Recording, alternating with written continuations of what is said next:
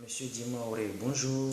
Bonjour mon frère. Vous êtes le président du Front des Patriotes pour la démocratie. En tant qu'acteur politique, quel regard portez-vous sur les événements qui ont eu cours au Burkina Faso? Merci beaucoup pour cette opportunité. Vraiment, par rapport aux événements de Burkina Faso, le Front des Patriotes pour la démocratie est très touché parce qu'il y a plusieurs aspects. Un, ça veut dire que le néocolonialisme n'a pas encore pris fin sur le continent, le territoire africain, surtout dans les pays francophones. Pourquoi vous dites ça? Non, c'est très clair qu'il y a une main obscure, une main extérieure derrière ce push, parce que vous comprenez, s'il faut faire un lien, établir un lien entre ce qui s'est passé au Burkina Faso par rapport au Mali, c'est pareil. À la veille de l'élection présidentielle au Mali, l'ancien président Toumani Touré, qui n'a pas modifié la constitution, qui devait partir, on lui fait un coup, on le dépose, et voilà ce que le Mali a connu. Et bon, on ne peut pas dire qu'aujourd'hui, le Mali est... Mais revenons au cas précis du Burkina Faso. À la veille du lancement de la campagne, devant déboucher sur le choix des Burkinabés, qu'il y ait ce push comme ça, ce n'est pas fortuit. Et Diendéré, qui s'est levé pour le faire, ne se serait pas levé de lui-même en tant qu'élément de la garde présidentielle du Burkina Faso. Mais ce qui est clair, c'est que nous, MPD, nous saluons le courage du peuple burkinabé, comme eux-mêmes le disent, ils sont vraiment les hommes intègres. Ils ont réussi à le prouver. Ça voudrait dire que ce n'est pas une appellation seulement pour appellation. Ils ont réussi à prouver qu'ils sont déterminés par leur société civile. Alors, deuxième élément à prendre en compte, l'honnêteté de l'élite burkinabé qui est en lutte contre la domination coloniale. Cette élite-là, à travers M. Kafando, Zida, le président du Conseil national de transition, ils ont réussi. Ils ont réussi à maintenir leur calme, leur sérénité. Ils ont réussi à ne pas se faire corrompre, comme ça s'est passé dans d'autres pays, particulièrement au Togo. Voilà des aspects importants que nous retenons. Bravo à la société civile burkinabé, bravo au peuple burkinabé en général, bravo à l'élite burkinabé qui incarne vraiment une élite intègre dont le continent africain a besoin pour sa construction réelle. Voilà en résumé la réaction du Front des Patriotes. Comment avez-vous appris la réaction de la CEDEAO qui, dans un premier temps, voulait l'amnistie pour les putschistes? Au même moment, l'Union africaine qualifie ce putsch d'acte de terrorisme. Merci beaucoup. Je viens de le dire tantôt qu'il y a une main extérieure.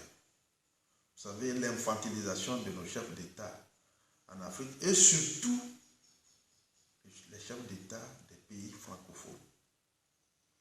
Voilà une CEDEAO dont les premiers responsables viennent de prouver que ce n'est pas une organisation sous-régionale crédible, digne de ce nom. Ce n'est pas la CEDEAO des peuples, mais c'est la CEDEAO du syndicat des chefs d'État. Et pourtant, M. Macky Sall a été bien élu dans son pays. Voilà le paradoxe. Voilà le paradoxe. C'est ça. C'est le manque de courage. C'est le manque de courage.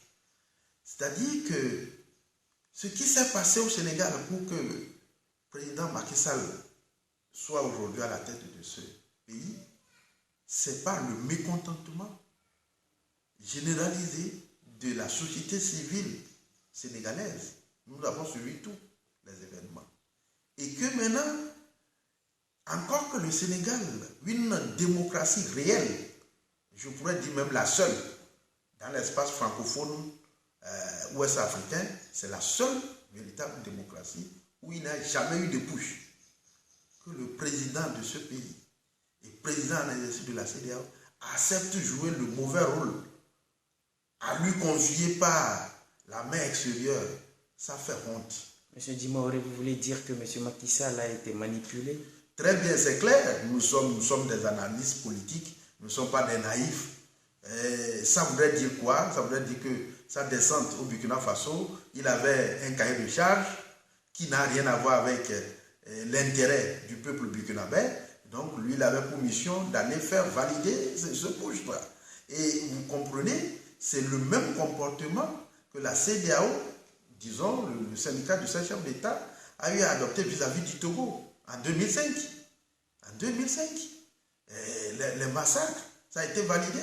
Et même tout récemment, l'élection présidentielle d'avril de 2015, quand Ouattara a été débarqué ici pour doubler le président en exercice de la CEDEAO, le Ghanéen Mahatma. Alors, c'était pour valider la forfaiture. Voilà.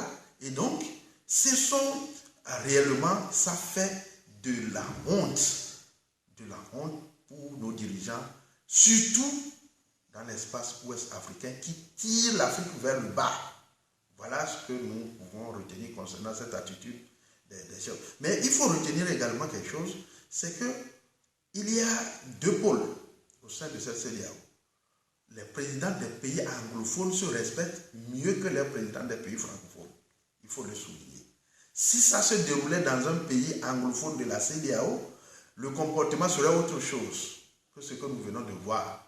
C'est parce que c'est dans un pays francophone que les présidents des pays anglophones se sont mis en retrait et on a mis devant les présidents des pays francophones pour aller valider la forfaiture. Est-ce que cette attitude ne discrédite-t-elle pas l'organisation sous-régionale? Je viens de le dire.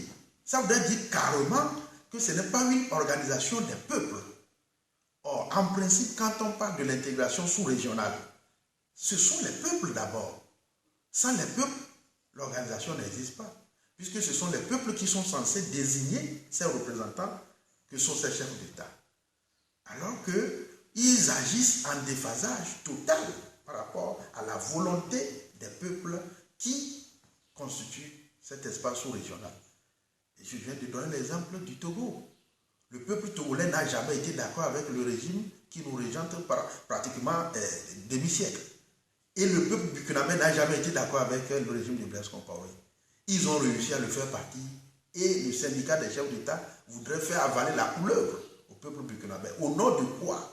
Ça voudrait dire que ce sont des chefs d'État, pour la plupart, qui ont peur d'être à la hauteur de leurs responsabilités en tant qu'Africains, qui ont peur de s'affirmer par l'identité africaine afin que notre continent puisse avancer.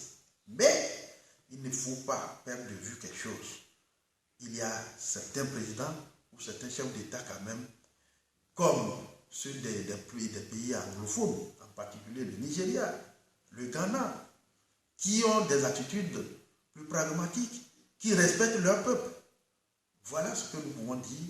Et moi, je peux aller loin même en disant que le président Macky Sall n'a pas respecté son peuple même. Il n'a pas pu respecter le peuple sénégalais. S'il avait du respect à son peuple, il ne pouvait pas aller faire le contraire devant le peuple burkinabé, un peuple frère. Quel est votre sentiment après avoir appris la dissolution de ce régime-là? Non, c'est un sentiment de joie. Ça veut dire que rien ne peut dominer la volonté populaire. Quelles que soient les turpitudes, quelles que soient les manies, la volonté populaire vient toujours par triompher. Et c'est ça, la volonté du peuple burkinabé, c'est d'en finir avec le régime de Blaise Compaoré. La volonté du peuple burkinabé, c'est de voir établir la justice sur l'affaire Thomas Sankara. Les Burkinabés n'ont pas digéré l'assassinat de leur nationaliste, d'un panafricaniste convaincu qu'est Thomas Sankara. Et donc, la main extérieure a peur de l'émergence de cette volonté qui peut faire tache d'huile. On a le Togo à côté, donc on a voulu les confiner, les bloquer, mais ils se sont épanouis.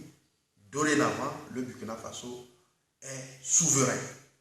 Et le régime là, je crois que la dissolution même ne suffit pas. il va falloir que les Burkinabés aillent jusqu'au bout en mettant en prison, en jugeant clairement les auteurs de ce putsch-là que l'Union africaine a qualifié de terroristes. Notre dernier mot, qui ne sera pas le dernier, d'ailleurs, c'est que le peuple burkinabé fait la fierté du continent africain. Nous voulons qu'il puisse maintenir le cap là pour tirer vers le haut d'autres peuples, en particulier le peuple togolais. Voilà, et qu'ils en soient remerciés pour leur bravoure. Merci, M. Dimambré. C'est moi qui vous remercie.